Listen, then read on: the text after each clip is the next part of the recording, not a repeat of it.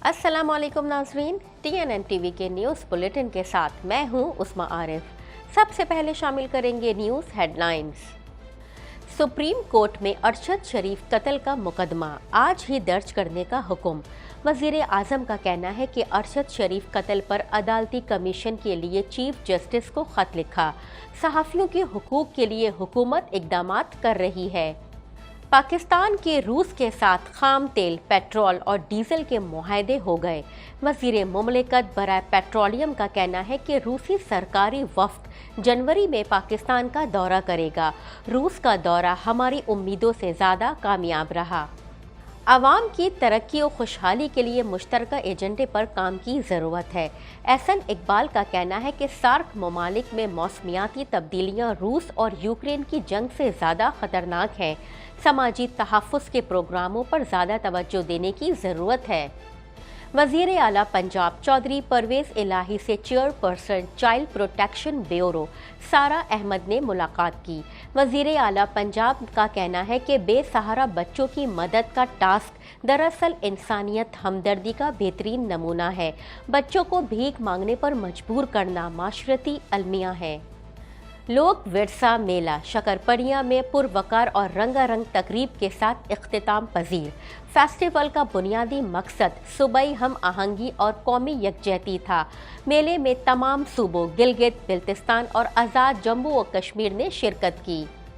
Feed की किल्लत, मुर्गी अंडों की सप्लाई बंद हो सकती है। पोल्ट्री मालिकान का कहना है कि पोल्ट्री की लगभग 50% से ज़ायद सनत इस वक्त बंद हो चुकी है। मुल्क में ग़िज़ाई अदम तहफ़्फ़ुज़ का ख़तरा भी बढ़ जाएगा। कैनेडियन वज़ीर ख़ारजा का मज़ीद जंगी जहाज़ आबनाए ताइवान भेजने का ऐलान। मेलानी जूली का कहना है कि कनाडा इंडो पैसिफिक खित्ते में तैनात फ्रीगेट्स की तादाद बढ़ाकर 3 कर देगा। चीनी हुक्काम ने कैनेडियन वज़ीर के बयान को नामुनासिब करार दे दिया। कनाडा में बच्चों में फ्लू इन्फेक्शन तेज़ी से बढ़ने लगा। माहिरीन ने हुकूमत से मसले के तवील मुद्दती हल का मुतालबा कर दिया। माहिरीन का कहना है कि इस साल अब तक इन्फ्लुएंजा का इब्तिदाई और शदीद सीज़न रहा है। कनाडा में माहिरीन ने खाने पीने की अशिया मज़ीद महंगी होने का खदशा। रिपोर्ट में कहा गया है कि खाने पीने की अशिया की कीमतों में होशरुबा इजाफा होगा। सब्जियों की कीमतों में सबसे ज़्यादा इजाफा देखा जा सकता है। अफगानिस्तान बलख में धमाका, 5 अफराद जा बहक। ऑयल कंपनी के मुलाजमीन की बस को बम धमाके का निशाना बनाया गया। सिक्योरिटी हुक्काम वाक़ये की मज़ीद तहकीकात कर रहे हैं। बरतानिया में एक और बड़ी मुसीबत की पेशगोई। दर्जा हरारत नुक्ता इंजमात से 10 डिग्री नीचे जा सकता है। महकमा मौसमियात का कहना है कि बरतानिया में रवा हफ्ते शदीद सर्दी का इम्कान है। हेडलाइंस आपने जानी और अब खबरें तफसील के साथ।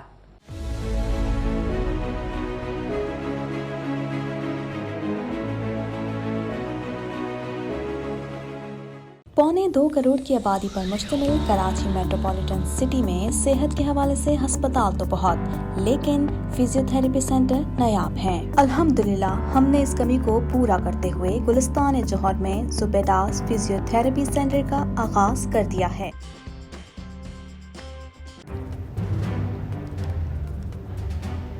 Islamic Finance TV, the only TV channel of the fastest growing Islamic economy in the world and the prime mover of Islamic finance news. Follow us on our social media handles and watch our reports and educational program at www.islamicfinancetv.com. For advertisement, please contact us at islamicfinancetv@gmail.com.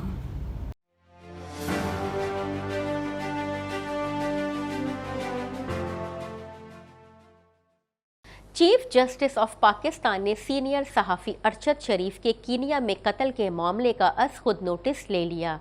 मज़ीद जानते हैं इस report में।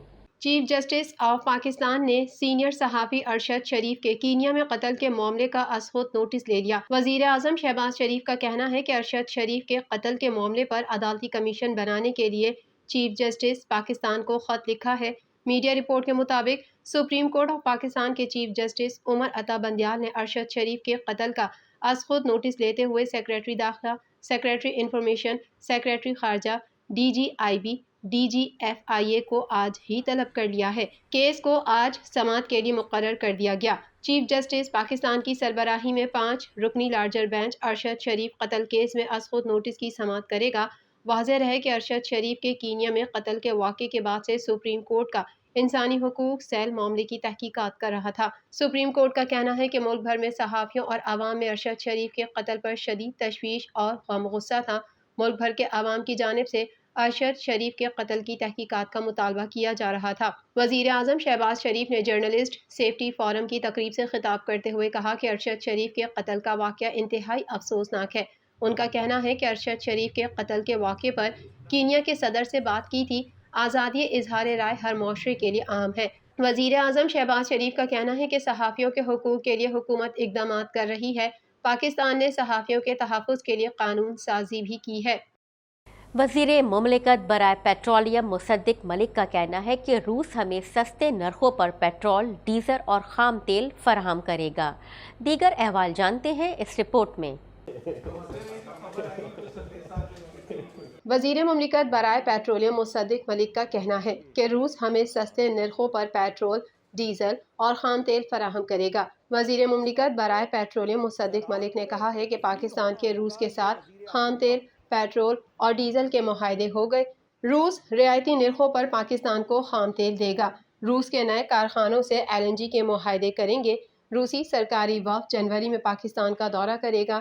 معیشت چلے گی تو ملک آگے چلے گا۔ آگے بڑھنے کے لیے ہمیں ترقی کی شرح میں اضافہ کرنا ہوگا۔ اسلام آباد میں پریس کانفرنس کرتے ہوئے مصدق ملک کا کہنا تھا، عوام کو مبارکباد دینا چاہتا ہوں کہ روس کا دورہ کامیاب رہا۔ روس کا دورہ ہماری امیدوں سے زیادہ کامیاب رہا۔ کہ ہمارا روس کا دورہ جو ہے وہ بہت ہماری امیدوں سے زیادہ کامیاب رہا ہے۔ وزیر مملکت کا مزید کہنا تھا، گزشتہ برس دنیا گرین انرجی کی طرف گئی۔ دنیا نے ایسے میں LNG کا بڑا حصہ خرید لیا۔ روس کے پاس ابھی LNG موجود نہیں ہے، لیکن روس میں نجی کمپنیوں سے LNG کے لیے بات چیت شروع ہو گئی ہے۔ روس کے سرکاری LNG کارخانوں سے بھی بات چیت شروع ہو گئی ہے۔ انہوں نے مزید کہا کہ معاشی ترقی کے لیے 1.5 سے 2% زیادہ LNG درکار ہے۔ ہمیں ہر سال اپنی انرجی میں 8 سے 10% اضافہ کرنا ہوگا۔ وہ کون سی حکومت تھی جو کہہ رہی تھی کہ ہمیں انرجی لگانے کی کوئی ضرورت نہیں؟ کیا آپ نے ترقی کے سب دروازے بند کر دیے تھے؟ اگر ہمیں آگے بڑھنا ہے تو ہمیں ترقی اور توانائی چاہیے۔ اگر ہمیں ہر سال 5 سے 6% ترقی کرنی ہے تو ہمیں ہر سال اپنی انرجی میں 8 سے 10% اضافہ کرنا ہوگا۔ ہم نے اپنی کمپنیوں کو کہا ہوا ہے، آپ کچھ بھی کریں، صبح 6 سے 9 بجے تک گیس گھروں میں آنی چاہیے۔ اور ایک سلیقے سے 5, 6, 7% کے اوپر پاکستان کی معیشت کو آگے بڑھنا ہوگا۔ معیشت بڑھے گی تو لوگوں کو نوکری ملے گی۔ اگر معیشت آگے نہیں بڑھے گی تو یہ تمام لوگ جن کی آنکھوں میں امیدیں ہیں، جب وہ ڈگری لے کر نکلتے ہیں وہ کہاں جائیں یہ امیدیں لے کر؟ مصدق ملک کا کہنا تھا کہ ایران سے جلد بات چیت شروع کریں گے۔ ہم نہیں چاہتے کہ کسی قید میں آ جائیں اور پابندیاں لگ جائیں۔ وفاقی وزیر منصوبہ بندی احسن اقبال نے کہا ہے کہ معاشی بحالی ایک طویل مدتی ایجنڈا ہے۔ خطے کے عوام کی ترقی و خوشحالی کے لیے مشترکہ ایجنڈے پر کام کی ضرورت ہے۔ تفصیلات جاننے کے لیے دیکھتے ہیں یہ رپورٹ۔ وفاقی وزیر منصوبہ بندی، ترقی و اصلاحات و خصوصی اقدامات پروفیسر ڈاکٹر احسن اقبال نے کہا ہے کہ ترقی پذیر ممالک کو قرضوں پر ریلیف دینے کی ضرورت ہے۔ حکومت نے غریب ترین اضلاع کے لیے 40 ارب روپے کا بجٹ مختص کیا ہے۔ وزارت ترقی و منصوبہ بندی میں SDGs یونٹ قائم کیا گیا ہے۔ پاکستان میں سیلاب سے ہونے والے نقصانات 46.4 ارب ڈالر تک پہنچ گئے۔ سیلاب کے باعث غربت میں 3.7% سے 4% اضافہ ہوا۔ 84 لاکھ سے 91 لاکھ افراد غربت کا شکار ہوئے۔ سیلاب سے 3 کروڑ 30 لاکھ کی آبادی متاثر ہوئی۔ 25 غریب ترین اضلاع میں سے بھی 19 اضلاع سیلاب سے متاثر ہوئے۔ فرینڈز آف پاکستان کانفرنس 10 جنوری کو منعقد کی جائے گی۔ ان خیالات کا اظہار انہوں نے پیر کو ادارہ برائے پائیدار ترقی کانفرنس سے خطاب کرتے ہوئے کیا۔ وفاقی وزیر نے کہا کہ پاکستان کو سیلاب کے بعد کئی چیلنجز درپیش ہیں۔ تمام سارک ملکوں کو بہتر معیار زندگی کے چیلنجز کا سامنا ہے۔ سارک ملکوں میں موسمیاتی تبدیلیاں روس اور یوکرین کی جنگ سے زیادہ خطرناک ہیں۔ احسن اقبال نے کہا کہ معاشی بحالی ایک طویل مدتی ایجنڈا ہے۔ خطے کے عوام کی ترقی و خوشحالی کے لیے مشترکہ ایجنڈے پر کام کی ضرورت ہے۔ انہوں نے کہا کہ خوراک کی قیمتوں میں اضافہ اور توازن ادائیگی کے بحران کا سامنا ہے۔ ترقی پذیر ممالک کو قرضوں پر ریلیف دینے کی ضرورت ہے۔ حکومت نے غریب ترین اضلاع کے لیے 40 ارب روپے کا بجٹ مختص کیا ہے۔ وزارت ترقی و منصوبہ بندی میں SDGs یونٹ قائم کیا گیا ہے۔ وفاقی وزیر نے کہا کہ پاکستان موسمیاتی تبدیلی کی وجہ سے سب سے زیادہ متاثر ہوا۔ سیلاب کی وجہ سے لاکھوں ورکرز بے روزگار ہو چکے ہیں۔ سماجی تحفظ کے پروگراموں پر زیادہ توجہ دینے کی ضرورت ہے۔ گرین ہاؤس گیسز میں خطے کا حصہ بہت کم ہے۔ انہوں نے کہا کہ جنوبی ایشیا دنیا کا ایک پسماندہ خطہ ہے۔ 6 سال سے ہم سارک سمٹ کے انعقاد کا فیصلہ ہی نہیں، ہمیں آپس میں جنگ کے بجائے غربت، بے روزگاری، موسمیاتی تبدیلی کے خلاف جنگ کی ضرورت ہے۔ Such disruptions have severely challenged and the human development gains achieved so far by countries, including countries in South and Southwest Asia region. I said it at the High-Level Political Forum 2022 in New York, where we presented VNR 2022, that we are facing far more severe problem than COVID after Russia-Ukraine war. Supply chains are disrupted. وزیر اعلیٰ چودھری پرویز الہی نے chairperson Sara Ahmad کو Italy میں global collaborative award حاصل کرنے پر مبارکباد دی ہے۔ مزید جانتے ہیں اس رپورٹ میں۔ وزیر اعلیٰ پنجاب چودھری پرویز الہی سے chairperson child protection bureau Sara Ahmed نے ملاقات کی۔ وزیر اعلیٰ چودھری پرویز الہی نے چیئرپرسن سارہ احمد کو اٹلی میں گلوبل کولیبریٹو ایوارڈ حاصل کرنے پر مبارکباد دی۔ چیئرپرسن سارہ احمد نے وزیر اعلیٰ چودھری پرویز الہی کو گلوبل کولیبریٹو ایوارڈ پیش کیا۔ وزیر اعلیٰ پرویز الہی نے چیئرپرسن چائلڈ پروٹیکشن بیورو کا عالمی ایوارڈ کے لیے ٹاپ 10 افراد میں منتخب ہونے پر اظہار مسرت کرتے ہوئے کہا کہ بے سہارا بچوں کی مدد کا ٹاسک دراصل انسانیت ہمدردی کا بہترین نمونہ ہے۔ بچوں کو بھیک مانگنے پر مجبور کرنا معاشرتی المیہ ہے۔ ایسے عناصر کا قلع قمع کریں گے۔ بھیک مانگنے والے بچوں کو چائلڈ پروٹیکشن بیورو میں لا کر مفید شہری بنانا چاہتے ہیں۔ شہری بچوں کو بھیک یا خیرات نہ دے کر حوصلہ شکنی کریں۔ وزیر اعلیٰ چودھری پرویز الہی نے مستقبل میں بھی بچوں کی فلاح بہبود کے لیے ترجیحی بنیادوں پر سہولیات کی فراہمی کا اعادہ کیا۔ چیئرپرسن سارہ احمد نے کہا کہ چائلڈ پروٹیکشن بیورو کی سپورٹ کرنے پر وزیر اعلیٰ چودھری پرویز الہی کا شکریہ ادا کرتی ہوں۔ چیئرپرسن سارہ احمد نے وزیر اعلیٰ چودھری پرویز الہی کو چائلڈ پروٹیکشن بیورو کی کارکردگی کے بارے میں آگاہ کیا۔ وزیر اعلیٰ چودھری پرویز الہی نے چائلڈ پروٹیکشن بیورو کو مزید فعال اور بہتر بنانے کی ہدایت کرتے ہوئے چیئرپرسن سارہ احمد اور چائلڈ پروٹیکشن بیورو کے بچوں کے لیے نیک خواہشات کا اظہار کیا۔ پاکستان کا 10 روزہ سالانہ لوک میلہ اتوار کو لوک ورثہ میں رنگا رنگ ایوارڈز کی تقریب کے ساتھ اختتام پذیر ہو گیا۔ تفصیلات جاننے کے لیے دیکھتے ہیں یہ رپورٹ۔ لوک ورثہ میلہ شکرپڑیا میں ایک پروقار اور رنگا رنگ تقریب کے ساتھ اختتام پذیر ہوا۔ پاکستان کا 10 روزہ سالانہ لوک میلہ اتوار کو یہاں لوک ورثے میں رنگا رنگ ایوارڈز کی تقریب کے ساتھ اختتام پذیر ہو گیا۔ میلے نے جڑواں شہروں راولپنڈی اور اسلام آباد کے لوگوں کو پاکستان کے ثقافتی ورثے کے خوبصورت رنگوں سے محظوظ کیا، جبکہ اختتامی تقریب کے دوران تشکیل دی گئی قومی جیوری کی سفارشات پر مستند فنکاروں اور لوک فنکاروں کو ایوارڈ سے نوازا گیا۔ فیسٹیول کا بنیادی فوکس صوبائی ہم آہنگی اور قومی یکجہتی پر تھا، جس میں پاکستان کے مستقبل کی تعمیر میں متنوع برادریوں کے لوگوں کے کردار کو اجاگر کیا گیا۔ فوڈ کورٹ، لوک میوزیکل تھیٹر اور فنون لطیفہ کی نمائش کے ساتھ ساتھ پاکستان کے کونے کونے سے روایتی ورثے، پاکستان کی روایتی دستکاری کی متحرک تخلیقی صلاحیتوں کو منانے اور دیہی لوک کاریگروں کو قومی سطح پر فروغ دینے کے لیے میلے کا حصہ ہیں۔ اس میلے میں ملک بھر سے 500 کے قریب ماہر کاریگروں، لوک فنکاروں اور لوک موسیقاروں نے شرکت کی۔ میلے میں تمام صوبوں، گلگت بلتستان اور آزاد جموں و کشمیر نے شرکت کی۔ صوبائی اور علاقائی پیویلینز نے تہوار کے دوران لوگوں کی توجہ کا مرکز بنایا۔ ان پیویلینز سے اپنے اپنے صوبوں یا علاقوں کی مقامی ثقافت، فنون، دستکاری، لوک موسیقی، لوک کھانوں اور لوک دستکاریوں کو پیش کیا۔ ہر صوبے گلگت بلتستان اور آزاد جموں کشمیر نے بھی میلے کے دوران خصوصی میوزیکل شام کا اہتمام کیا، جس میں لوگوں کی بڑی تعداد نے شرکت کی۔